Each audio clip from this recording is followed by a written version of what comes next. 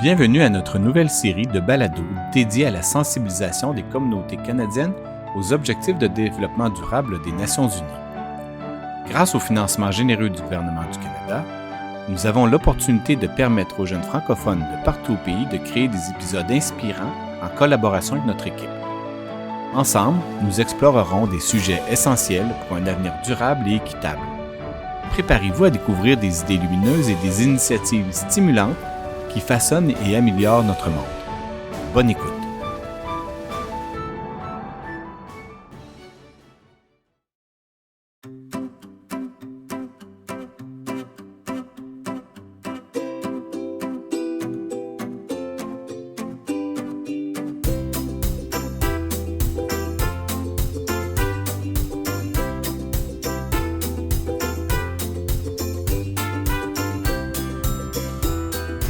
Bonjour et bienvenue à la Radio Santé. Aujourd'hui, moi, Amy, vais être votre animatrice avec mes coéquipiers Émilie, Tara et Hugo.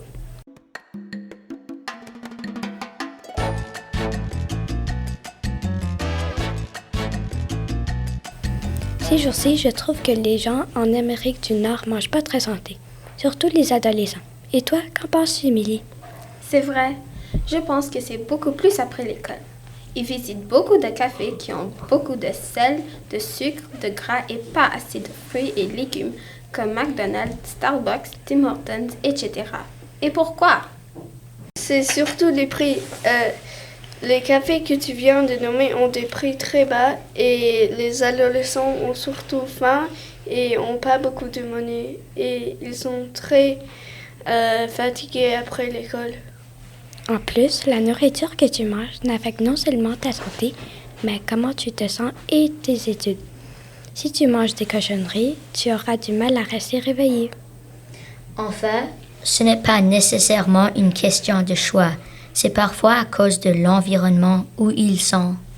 Pour en savoir plus, posons quelques questions à Catherine Lessard, une infirmière spécialisée.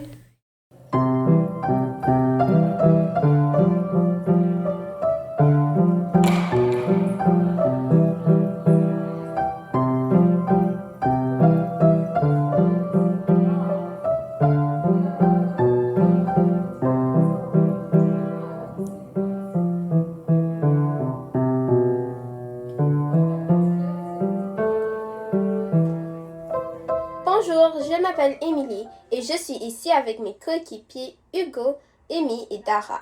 Et on vous a appelé pour parler un peu de la santé des jeunes. Mais premièrement, est-ce que vous pouvez vous introduire brièvement? Oui, bien sûr. Je m'appelle Catherine Lessard et puis je suis infirmière spécialisée et je travaille dans une urgence en Ontario.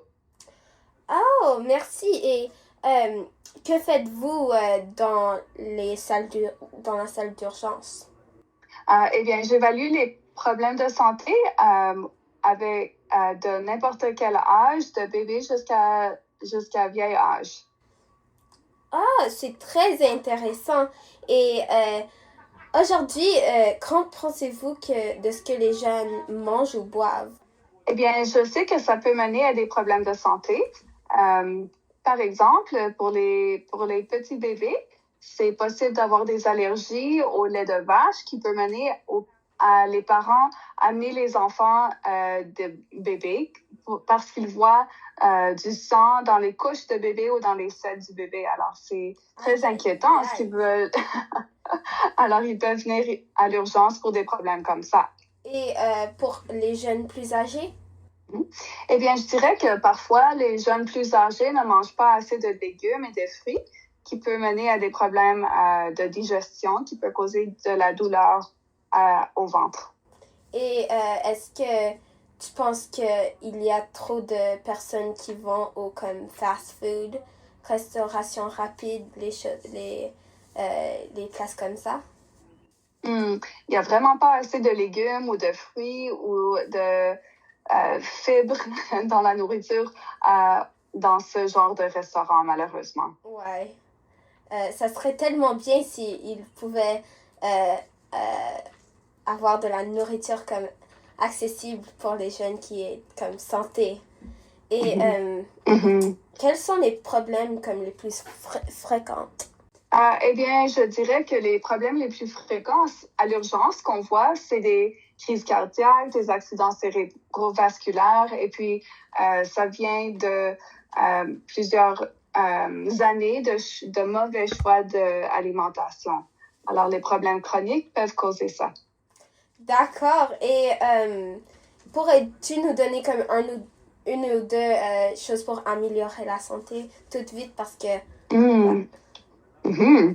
Oui, je dirais que c'est important de manger au moins 5 légumes et de fruits à tous les jours et puis d'essayer de bouger le corps à tous les jours, essayer de faire de l'exercice au moins 150 minutes par semaine. C'est très bien et merci beaucoup pour être disponible pour cet appel. C'est très gentil. Merci.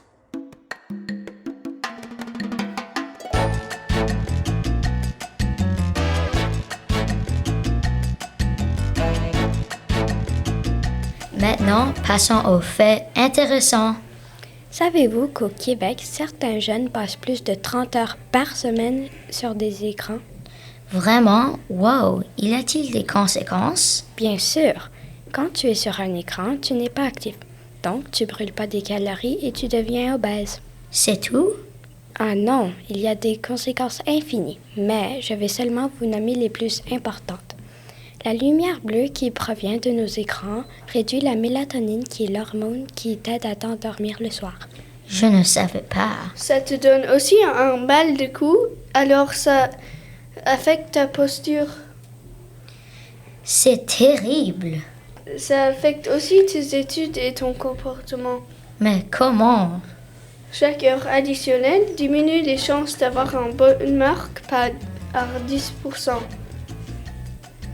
Merci à toute l'équipe et à vous d'avoir écouté notre émission.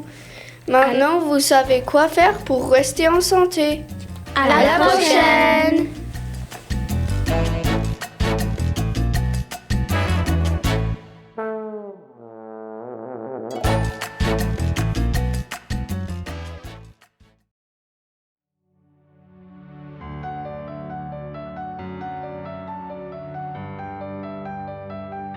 Nous tenons à remercier chaleureusement les écoles participantes pour leur enthousiasme et leur précieuse collaboration.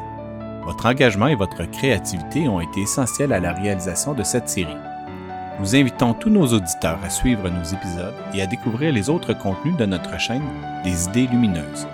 Ensemble, continuons à promouvoir les objectifs de développement durable et à impulser des changements positifs dans nos communautés. Au plaisir!